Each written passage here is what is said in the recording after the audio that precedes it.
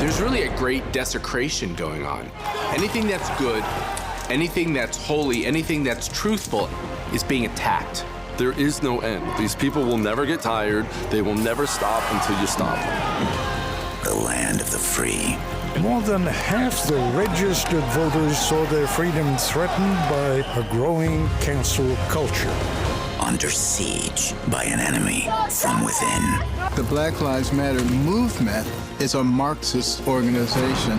We will burn down this system and replace it, all right?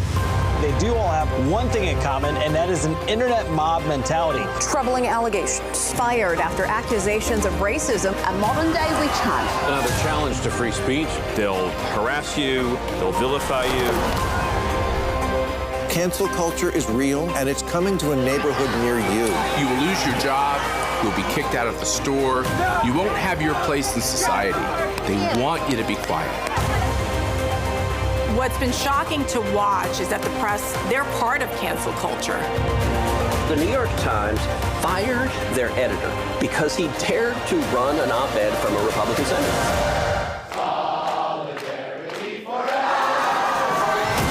They don't want to debate. Free speech is unhelpful to them. I don't think parents should be telling schools what they should teach. Calling parents domestic terrorists. This is an unlawful arrest. I have a First Amendment right. If we take over these school boards, we can combat the ridiculousness and the racist aspects of critical race theory.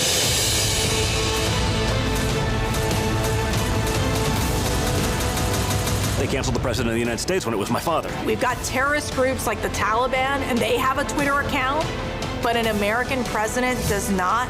This week, Twitter and Facebook under fire. Mr. Dorsey, who the hell elected you and put you in charge of what the media are allowed to report? We cannot sit back. We've watched in history this happen before.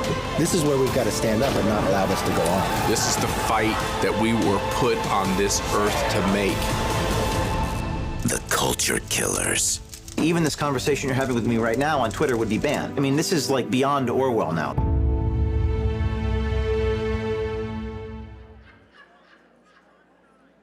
Ladies and gentlemen, up next, BLM HOA. Please welcome author Diehl Hudson, director of The Culture Killers, Jason Killian Meath, and your host, CPAC chairman, Matt Schlapp.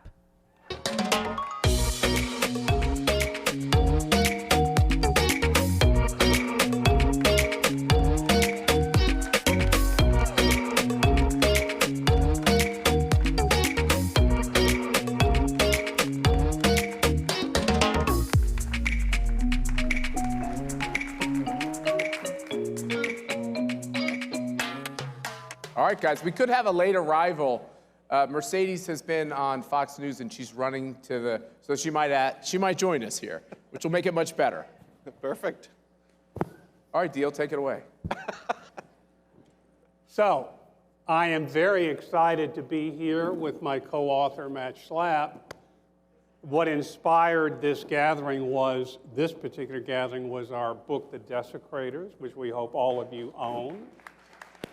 And which, the importance of that book is simple. It names the enemy. The enemy is those who want to desecrate all we believe in, how we understand the world, that God created man and woman, and God created laws, God created an understanding of the human person that does not allow unjustified harm to come to that person, especially abortion. And out of this book, our friend Jason here has created a magnificent film, which is fantastic, except for one thing. I'm not in it. How'd that happen? But Jason, tell us how you connected our book to your film. Well, first of all, the book is fantastic, and that really was the beginning of the idea to create the film. The book goes in and really just slays the people that are behind this movement of cancel culture. And we wanted to craft a film that brought the book's message to even a greater number of people. And we shot the film for about a year and a half at CPACs. We would get many of the people that were on the CPAC main stage to talk to us about what exactly is going on. And I'm talking about all the things that you hit in the book. School boards, getting kicked off of your team, or if you're a coach and you have the wrong opinion about genders. If you're a school teacher who happens to be a religious person, you get fired by the school, you get run out of your company if you have the wrong opinion by the diversity, equity, and inclusion officer of your woke corporation. It goes on and on and on, and these people will never, ever stop. They will not be satisfied with a pound of flesh until they devour you whole. So that's what we're up against in terms of this fight. I want to ask Matt Schlapp a question. How did you like working with me on that book? I know it looks like Deal and I are the same age, but we're not. Deal has always been not only a great friend, but a mentor, someone who's really helped me in my life and my career. He's part of the story of Mercy and I meeting each other at one of your wonderful Catholic dinners, soirees, that used to be at, there was a time when it wasn't the swamp. There was a time when it was much more of a southern city and there was some decency. And by the way, if you're worried that that's gone, you're right. It's completely gone. It's pretty nasty and toxic environment. And so Deal actually came to me with Tan Books and said, hey, we've been following your story, and I think some of you know that there was a little bit of a persecution. Have you ever felt it? That comes along with supporting Donald Trump or taking on your old Republican friends or taking on the things in society that are evil that too many people are complicit in.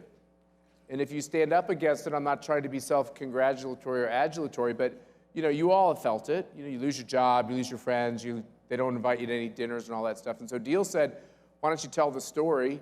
And every single person who worked for me at CPAC told Deal, you're wasting your time. Yes. Matt will never get it done. Right. And, no. They said no. And because they know I'm busy and they know that I always feel like people who write books about themselves are egotistical. Sorry, I know some of them have been on the stage. But and I didn't mean any of them. But Deal helped keep me on task. And I'll say, oh, she's here? All right, good. Oh, wow. I get the panel standing up. Hello, guys. I didn't mean to interrupt. We had just finished Fox, so I just wanted to make sure I can join the conversation. Deal, I'll sit there. No, you stay. You stay. You mind if I finish the story real quick? I don't know. It was getting pretty long, Schlapp. I'm not sure. And you said egotistical. I don't know who you're talking about. Typical, so. I thought people were cheering for me, but they weren't. But so basically, what the book was, and I think Mercy's a part of this too, because Mercy and Deal and I, you and I had so many of these conversations. We'd sit on our front porch. We were kind of sad about America. And I'll get a little emotional, but I couldn't believe what was happening to my country. And I couldn't believe what was happening to all these good people. And I just was in shock. And then I realized, damn it, I'm going to write this book. I'm going to put it all down on pages. So that's what we did. We just put our hearts out on the pages. And it's a plea for all of you to join us and for us to join you. We can save this country if we start acting now. We can do it. Now we have a new moderator. Oh, wow. This is a lot of pressure. Hold on, let me get my notes out. No, I'm kidding. So I think one of the things that we've seen with BLM in particular is, and this was something that I think... By the way, does anybody understand the title? BLM HOA? Do you get it? BLM Homeowners Association? Not only do they buy mansions, but they also buy thoroughbred dogs. Have you heard of that story? $40,000. That's insane. It was insane when I saw this. I mean, talk about the fact that there's been no accountability against this organization that took millions of dollars from woke corporations, and then they spent time, these corporations, canceling anyone who would criticize BLM. And I think, Jason, you captured this so well in the Culture Killers documentary. It's an award-winning documentary. If you haven't seen it, please, please, please go to conservative.org, and also Prime Video, you can get it as well. Amazon Prime and also Rumble. Okay, so explain to us like what you saw when you were talking to these individuals on the issue of BLM. You know, it was a little depressing because you looked at all of these throngs of people, Antifa, BLM, all of this video scoured, we scoured thousands of hours of video of these people. They're evil. They don't want you to have the life that you want to live as a Judeo-Christian values. They don't want you to have a nuclear family. They don't want kids to grow up with a mother and a father. They're opposed to these things. And I'm going to give you a new date that I think is pretty important. And maybe we should have a panel, and maybe it should be called the May 31st panel, just like we have a January 6th panel. Because May 31st was the day that these groups surrounded the White House. Right. And they burned the church across from the White House, and they tried tearing down the statues in Lafayette Park, and they wouldn't stop. They used violence. They tried crawling the fences of the White House and basically storming it. And we should have an investigation of the May 31st, because who are these? We need to round them up and send a lot of these people to jail. So the May 31st Schlapp saga was that Matt Schlapp went undercover into Washington when that whole thing was going down. Give them the description of what you witnessed. Well, I don't know if I'm supposed to say it, but I wasn't the impetus for it. We were actually in McLean, Virginia with Laura Ingraham and her family and other good friends and CPAC supporters, and we just couldn't believe what was happening. Once again, we're in a state of shock, and it was Laura who said, let's go down there and see this. Like, it's not being reported accurately. By the way, she's one tough mother, and we all got dressed up in our camouflage gear, and back then, you know, the masks, and so we're all doing masks and hats, and I was borrowing the football gear from our host's son, and my only problem is I had tasseled loafers on. So I got all ready, and my daughters looked at me, and they're like, Dad, you're so gonna get hit. Look at your shoes. But we went down into it, and I have to say, all you could smell was drugs. There were no cops. It was complete pandemonium. It was like a scene from a movie, you know, Escape from New York or one of these end of the world things. And it was like, you couldn't believe it. I saw them spray painting. They had cans of spray paint. Okay, spray paint's not the end of the world, but the desecration that was going on live, no cops, nobody's saying a word. The fires get started. More than one fire got started. They almost breached, think about this. You'll never read it. They almost breached the 18 acres of the White House. Dozens and dozens and dozens of cops and Secret Service agents were seriously injured. You'll never read or hear about that. The President of the United States, the leader of the free world, has to be taken to a bunker. For the first time in our history, outside of the Civil War, the President has to go into a bunker because other Americans, right, are trying to breach the duly elected president who they spent every moment of every day saying he wasn't duly elected. But you are an insurrectionist if you believe in voter ID. That's the insanity of what's going on. I've got something to add. Deal. This is when you have to understand our history, the history of not only our nation, but of the modern world. The very first thing the Bolsheviks did, Lenin, Trotsky, and Stalin, when they took power, was to go to the Russian Orthodox churches and desecrate them. Burn the icons, burn the altar. The very first thing Adolf Hitler did, and he did it on Kristallnacht, was to burn the synagogue, to burn the Torah, to destroy Jewish businesses all across Germany. You have to understand, those who desecrate are those who want to be your rulers, who want to be totalitarian dictators. And it's a desecration of the family. It's a desecration of our history. It's a desecration of our church. It's a desecration of the individual. Jason, let me get to you real quick to mention about when you were talking about women's sports and the biological men who are going into these women's sports and the damage it's doing to young girls today. Where do we draw the line? I mean, these people have now, the left, the woke mob has now taken a position that anybody can be any gender that they want at any given time. You know, they can change their pronouns at any given time. And this is affecting, obviously, women's sports. We actually have people in the film that talk about their experiences not being able to say anything when you're on a team and this happens. And parents are so scared to say something because their kid could be expelled from school if they happen to take the wrong position. Think about, I don't know, I've been getting a lot of emails from people that work at these large corporations now, and they all put their pronouns in their email signatures. And I think to myself, I think, God, this guy doesn't seem like he's using pronouns, but he has to, because it's the pressure from the rest of the corporation that, oh my God, if I don't list this in my signature line, then I'll get the DEI police. I'd like to declare something right now. My pronouns are USA.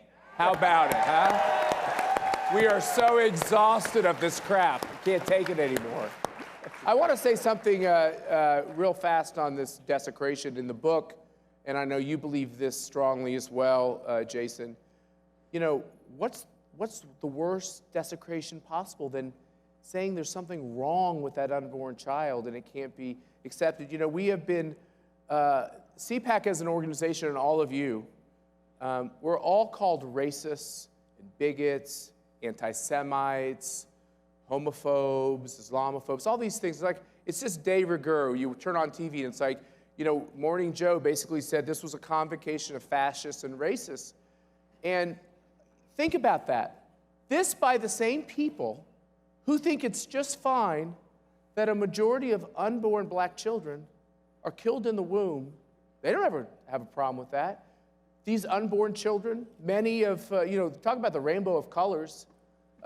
Not only do they not talk about it, they want to pay for it, they want to encourage it, they want as many of these children to not join the human family here in society as possible. How dare they with that hypocrisy? Why don't we do a better job of calling that out? That's racism. Well, that is racist. And I say, don't cave in on the pronoun situation. I remember I was talking to a dear friend of mine who she said, you know what? It's just the way the world is going. We are not part of this world. We have greater treasures waiting for us. And let me tell you something. If you cave in now, it will never stop.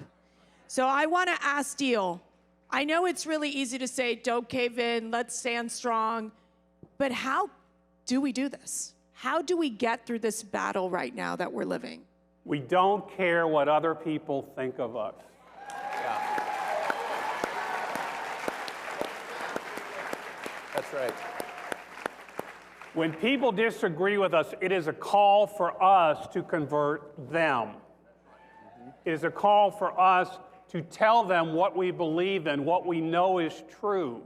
And I want to say a short word to all of you who are not religious, who consider yourself not religious. When you go through the catalog of basic values that make our country, liberty, human rights, human dignity, freedom, they all come out of the Judeo-Christian religion.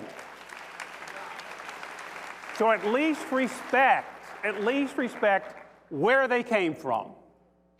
Because we are in this together, and there's no reason for those of you that do not go to church or whatever, not to be arm in arm with those of us who proudly declare our faith. Yep.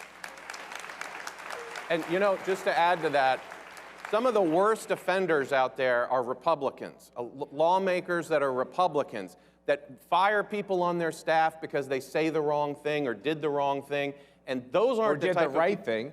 Right, they did the right thing, but they say that they did the wrong thing because the woke mob wants the pound of flesh. And these aren't the people that we need in our party. These are the rhinos that need to go. Jason, if you were to do a culture, I don't want to say killers, but let's call it culture saviors. Yeah. How would that be? What would that documentary look like? It would look like this room, basically. Yeah. These are the people that know exactly what's going on out there, and we have to fight back. I mean, when you look at the things that Joy Behar and Whoopi Goldberg say on a daily basis they're offensive, they're quite frankly racist, and they're incredibly ignorant. But they continue to put their butt in that seat every single day. I don't get it. They don't get canceled. They're after you. They're after all of you, and you gotta fight back. You gotta fight back and not give an inch. Final thoughts. We'll go around. Matt, I'll start with you. I would just like to point out something since I've gotten some of these nasty phone calls over the course of the last 2 years. I'm kind of excited about what's sitting next to you on the table. What is that? Well, this is, the film The Culture Killers, which was, of course, inspired by Deal and Matt's great book, is actually, believe it or not, doing pretty well on the film festival circuit. And can't believe it. And in the most woke place of all, Los Angeles, California, there was a film festival that celebrated our documentary, The Culture Killers, for best. It took best documentary out of tens of thousands of entries. And so, Matt, well deserved, my friend. You can use it as a weapon next time you go into the BLM crowd. Come on, everybody hold it.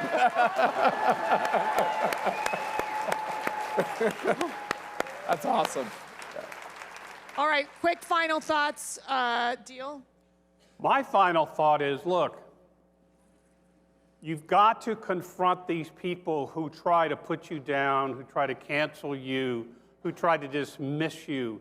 You've got to have not only the willingness and the courage to respond, you have to have the arguments.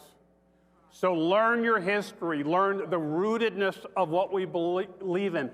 Learn why it's true. There's nothing more powerful in the world than simple truth. Amen. Yeah. Jason and Matt, last 30 seconds, go. Yeah, this country was founded in 1776, not 1619. Hey! Sorry.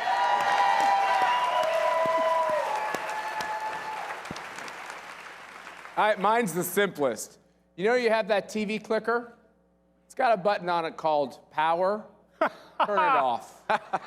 Okay, just And turn I it off. just want to say, when I go to the red carpet, I'll wear the Let's Go Brandon dress, okay, for the short movie, all right? All right, guys, you were all wonderful. Thank you so much.